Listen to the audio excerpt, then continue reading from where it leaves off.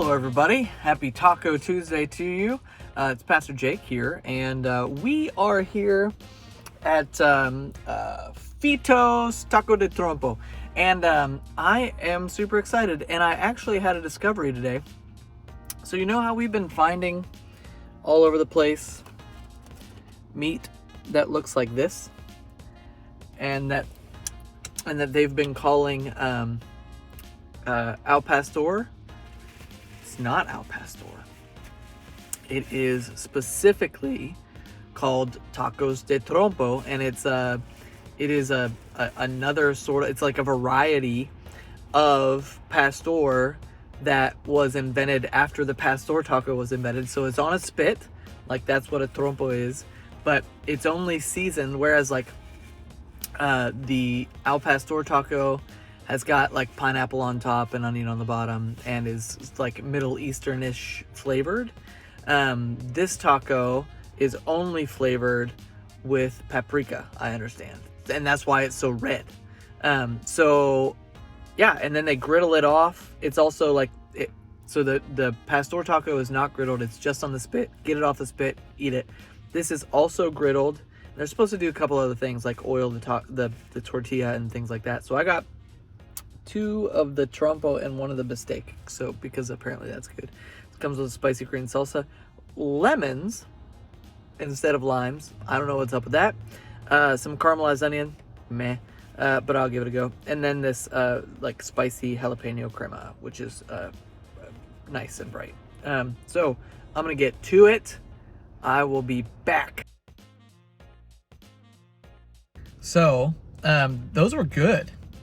I don't know if my expectations just changed because I knew that it wasn't a pastor or pretending to be a pastor. Although on the menu it's not called a pastor, it's called a taco de trompo. So I don't know. I mean, either way, it was delightful. The pork is really great. I have 0 complaints, truthfully. It was just very good. A matter of fact, it's like up there in the list, even though it's not a pastor. It was very good. Anyway, it's on 121, about a mile down the road from Taco Hut, which, as I mentioned on Taco Hut Day, a lot of buzz, did not deliver the goods for me. Anyway, I'm going to try to be quick because there's a lingerie store next door, and, the church truck sitting in the parking lot for like an extended period of time is like, I don't know. It's a weird look. Like, you spent a couple of minutes eating tacos, but then, like, get a move on, fella. At any rate, al pastor is actually a really good instance of something I would like to just take a moment to talk about. And that is that, as I've said before, al pastor was not an originally Mexican idea or a Spanish idea. It was the influence of Iranian and I think Lebanese immigrants to Mexico, and they brought shawarma with them, and sort of spit roasting a meat and then putting it into a fluffy like pita. Well, that came to Mexico with these immigrants, and Mexicans were like, well, that looks delightfully delicious. Let's make a version of that that's a little more Mexican. Let's put cilantro, onions, and lime on it, right? And some pineapple. So that's what they did. And the al pastor taco was birthed. And now it is become synonymous with, like, that is Mexico City. I didn't even know this till today. It is like Mexico City's taco is the al pastor. But it wasn't originally Mexican, which is really interesting, right? And that's sort of a culinary version of what we call syncretism, where you take one idea and another idea and sort of smush them together. And sometimes that results in really delightful things like the al pastor taco. And sometimes it results in a monstrous demon of an idea. And I'll get to one of those in a second. But here are some classic examples. Early in the Christian tradition, there was an idea sort of cycling around Hellenistic, Greek the Greek world called Gnosticism. And it was this idea that the material world was bad, and that how you would be saved from that is to escape this shell, right? And that sort of God is pure, unadulterated spirit, and sort of every movement away from God was more and more sort of material. And that got legs in the early Christian church, because people were like, all right, so Jesus said he's God, but he couldn't be like flesh, like human flesh, because that would make him evil, right? Because flesh and material things are bad. And so you'll see in the Gospels, if you've got an eye toward it, especially in the Gospel of John, a push sort of against that idea that God couldn't become flesh. Because, I mean, our story is, from the very beginning, God says, this is good. This is good. You are good. Your body is good. This world is good. Take care of it, right? So that's one of the ways that it happens. You know, you might have heard of Santeria. That's another way that sort of the Christian religion and beliefs have been mixed up with things that don't really have a home there. Also this would be a hilarious example of syncretism if it were real. Also, the fourth be with you. And it's the sort of thing where we look back or outside of ourselves for. But I gotta tell you, I hear from more and more people, and it's been my presumption for years, that the Christians in the 21st century, because of the barrage of information and news that we have available to us, we are people who are, and social media has not helped this, we are people who are more formed by CNN or MSNBC or Fox or OWN or what have you than we are by our Christ. And that is a shame.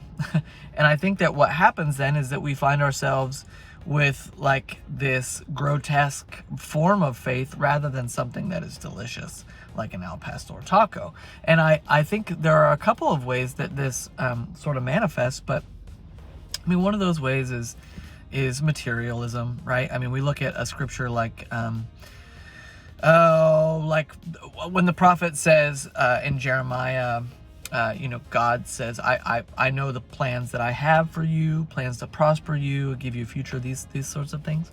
And we take that as, because America believes in individual prosperity and capitalism and like individual responsibility, which is not a bad thing, by the way. There are parts of this that are good. It's just we take it to an extreme, and it's all about me and my wealth, and maybe I'll be able to bless somebody else if I get really wealthy. And we take that scripture then to mean that God's promises are for me specifically over and above everybody else, which is not the case, right? We don't have a royal you, or not a royal you, but a plural you in America, except for down in the South where we say y'all, right? You all is a plural second person. And that's what Jeremiah was talking about, right? I have plans to prosper you, right? Y'all, to give y'all a future, but we don't read it like that. We read it about me, because that we are, my freedom, my individuality, my rights. That's what America is about. And so that's how we read our scriptures. And that is only reinforced by the barrage of all of these, of news coverage, of social media, and the way that we gather in our tribes online.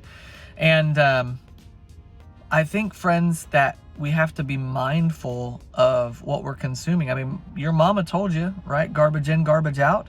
And sometimes it doesn't even look like garbage anymore by the time it gets out, because it's been mixed with something that's holy, so it gets a pass. But we consume a lot of stuff, and it is forming us. I mean, that's the point, right? Whether it's garbage or it's not, like what you consume, what you meditate upon is the thing that's going to form your life and how you move and live in this world. And what the encouragement for us is, as the scriptures say, whatever is good, whatever is holy, whatever is true, right? Reflect and meditate on these things. Think on these things. And God will be present to you. And so we have to be people who have given ourselves to prayer and to community, and to Bible study and all of these things, so that they have a fighting chance in the world, in this world and in our lives, which is so much more American than it is Christian. Certainly at this point. I think we are well past a Christian nation. I'm not sure that was ever really a thing, but the age of sort of Christendom is over. And so if you want to be formed by Christ, it is now a choice. It's very much a choice. And I pray that you will make that choice today, and tomorrow and every day, right? Because these are the habits that we have to create to survive as the people that we want to be, and to allow our Christian faith to shade our Americanism, right, and our individuality, and not the other way around. So, my friend, as Christian people first, grace and peace to you, and we will see you very soon. Indeed, we'll see you on Sunday. It's Mother's Day, and so we'll be outside. I'm looking forward to it. We've got a baptism, which is awesome. I'm very excited for that. And so, yeah, have a wonderful week. Grace and peace.